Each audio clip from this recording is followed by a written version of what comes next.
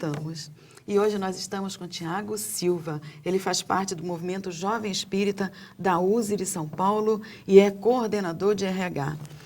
Tiago, nós estávamos falando também, tudo bem, dessas conquistas já feitas ou não pelos homossexuais, mas eu queria que você entrasse um pouquinho no lado bom desse movimento todo, dessa situação toda ainda no planeta Terra, com tanto preconceito, né, com tantos pontos ainda para serem evoluídos no ser humano encarnado.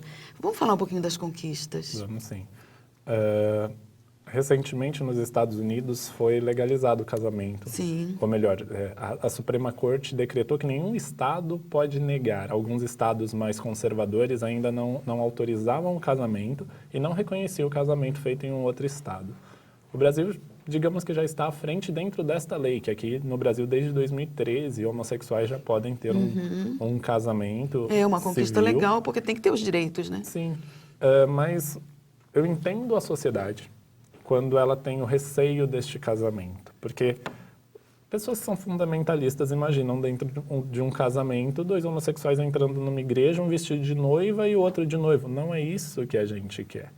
O que a gente quer são direitos iguais de heterossexuais.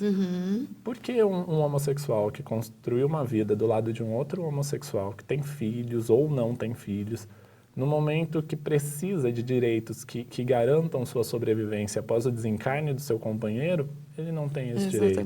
E por vezes a família que o discriminou, que o abandonou, acaba recebendo o que esse homossexual deixou.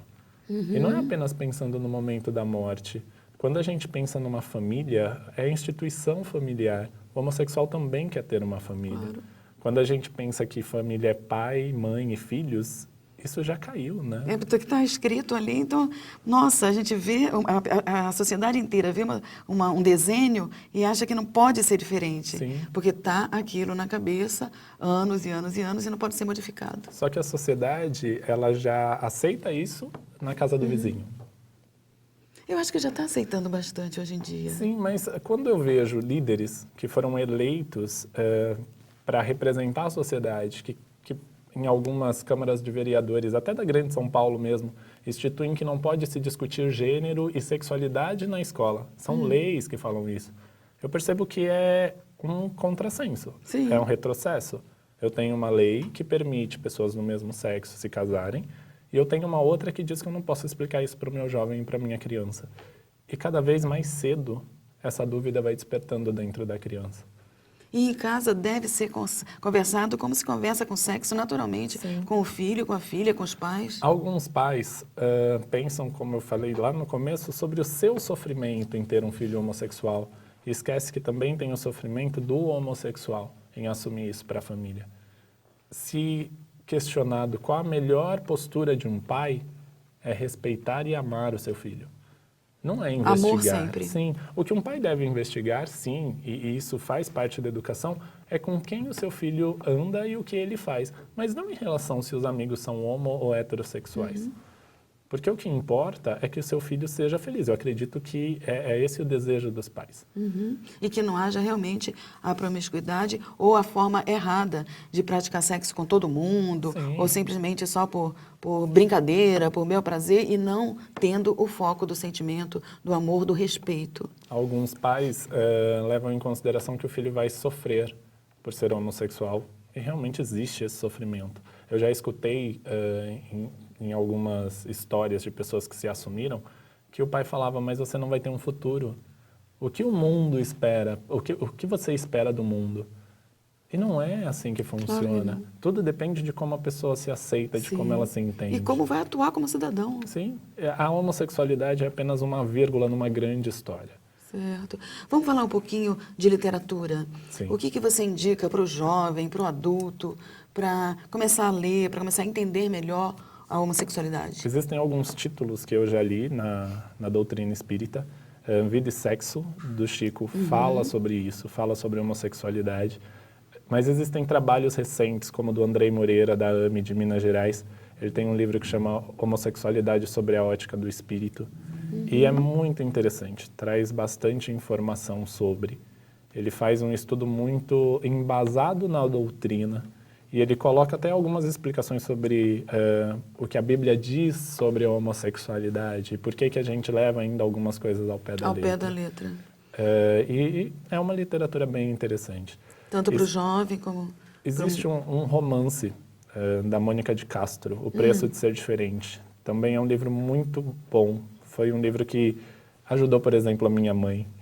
Sim, Ela sim. leu esse livro e ela conseguiu entender um pouco o que passa na cabeça de um jovem homossexual, como é esse despertar, como é essa energia que tem dentro da gente. Então não precisa ser uma situação de sofrimento, de desgaste emocional dentro e fora do lar. Não, eu posso te dizer que eu sou um homossexual que não sofro. Eu sou um homossexual que sou tranquilo em viver minha vida homossexual. E acho que já é a maioria hoje em dia.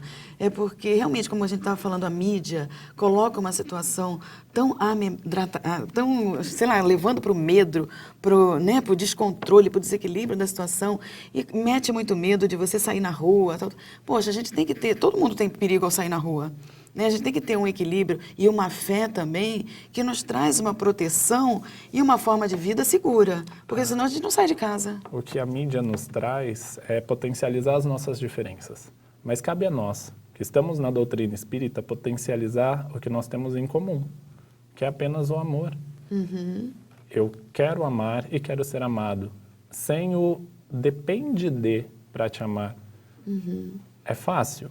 Não é fácil. Mas é um exercício. E tem que ser exercitado em tudo. Sim. O amor e essa diferença entre os seres humanos no planeta. Sem dúvida. Né? Então, a gente está falando do tema hoje de homossexualidade, mas quantos outros temas precisa ainda ser exercitado no coração do ser humano para se tornar um ser humano melhor, para haver uma evolução espiritual e uma evolução dentro do próprio planeta.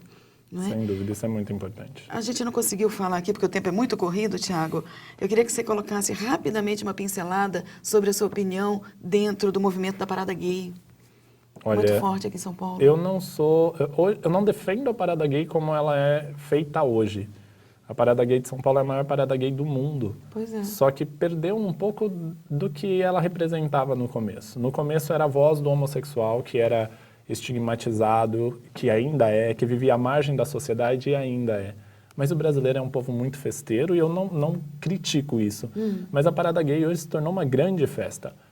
Uma festa Vem gente de longe, de tudo quanto é lugar, quem é, quem não é homo, e está participando, porque ficou um negócio bonito, né? Só que eu ficou uma entendo festa. que seria uma festa se eu tivesse tantos motivos para comemorar. No começo, era uma manifestação de conquistas, o que eu buscava. Se você pergunta qual o tema da parada gay, as pessoas não sabem. Quais são as casas que patrocinam os carros? Todo mundo sabe. Tá certo. Então, eu acho que perdeu um pouquinho da essência da parada gay. E como não temos mais tempo, eu queria as suas considerações finais, Tiago. O que você deixa aí de mensagem para o jovem e para as famílias que passam por essas situações que você já passou? O principal, acredito que para o jovem, é que ele se entenda, que ele acredite que o tempo e a fé dele vai resolver muitas coisas. Que bom.